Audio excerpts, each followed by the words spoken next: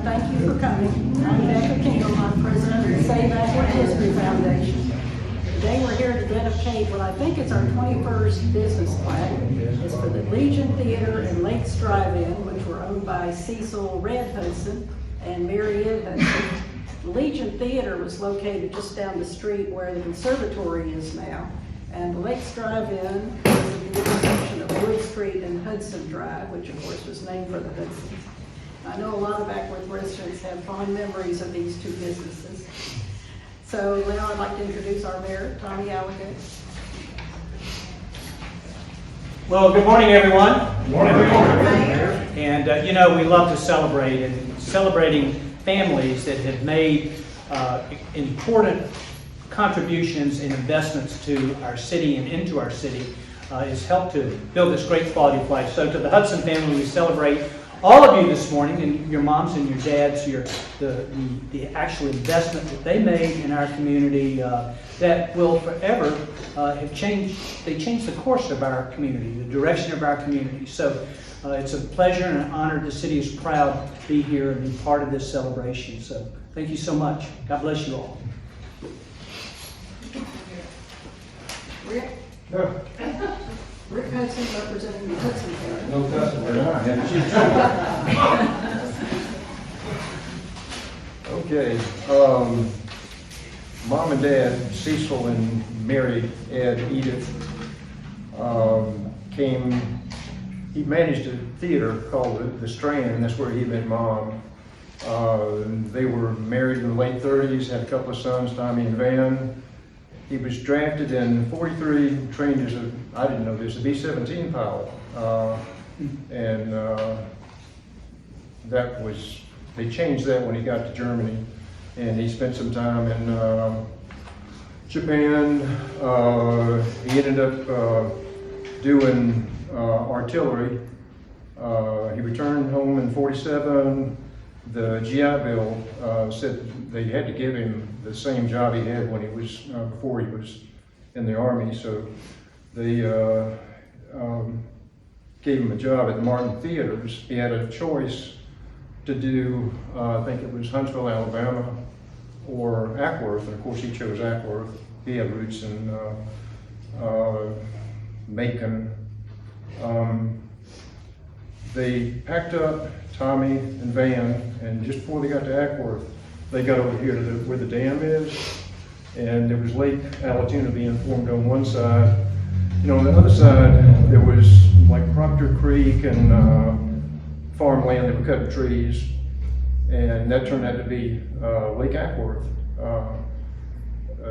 Thanks to Tommy Allagatte and the city, they've taken good care of it. So they did a house off Dallas Street over here, a little brown house, while he was building a frame house in Lakeshore Drive, which is still in my backyard. But the U.S. people, the United States Post Office can't seem to find it, and UPS can't find it, Amazon can't find it. So I deliver a lot of packages. The Legion was busy place with concession stand and two theaters. Somebody had to watch the movies between reels.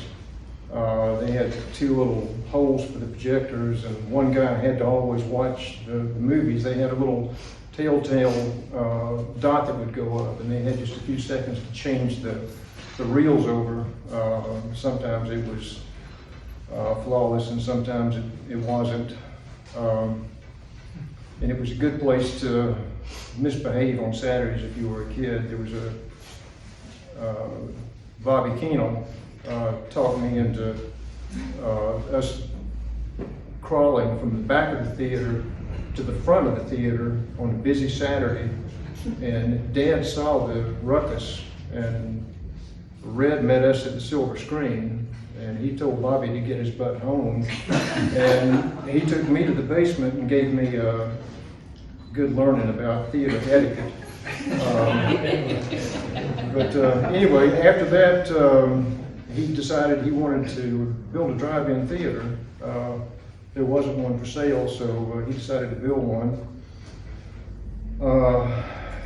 He built it out of cinder blocks. There was cinder block theater and then projector room.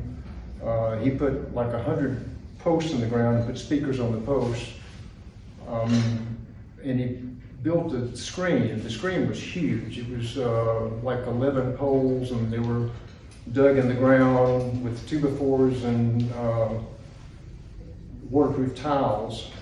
And storms would come, and he solved that. He would knock a couple of the tiles out. He'd just move the picture over some. Seemed to work out pretty good.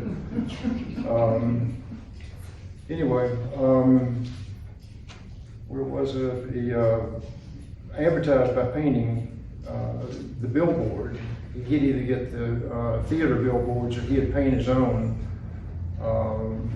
He got pretty good at lettering, and actually he did a kind of a side thing. He would paint for some of the businesses in Ackworth. Like Van told me, he painted one for there was a milk company in Ackworth, maybe Ackworth Dairies or something, and one of the words was homogenized, and Dad painted it homogenized. And this truck roamed around Ackworth for years with that sign, and nobody knew it but my mama. Mom was kind of an interesting lady. She listened to shortwave radio. She did her gardening, painted, still got some of her paintings. Didn't get out very much, didn't drive after she got to Ackworth. She drove, she would rely on the silver, what was it, the Jewel Tea Company. They had a route, the Fuller Brush people had a route. The homogenized milk company would bring milk around every other day. And if she didn't get it, she'd send Dad to the Red Dot grocery store. I guess it was before Dunn's was open. Anyway, they had some good movies at the theater. They had Thunder Road with Robert Mitchum, where he actually sung the soundtrack for that. Randolph Scott, The Bounty Hunters. Dad liked science fiction movies, Creature from the Black Lagoon.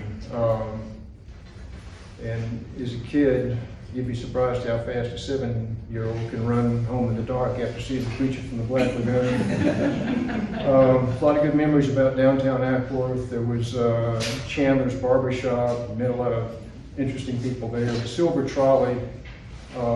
When you were kids, the donuts seemed like they were as big as small tires. They seemed to like Ackworth. They spend the rest of their life there. And finally, I'd just like to thank the Save Ackworth History Foundation. They've done a lot to honor the people that have made Ackworth such a great place. And that's it.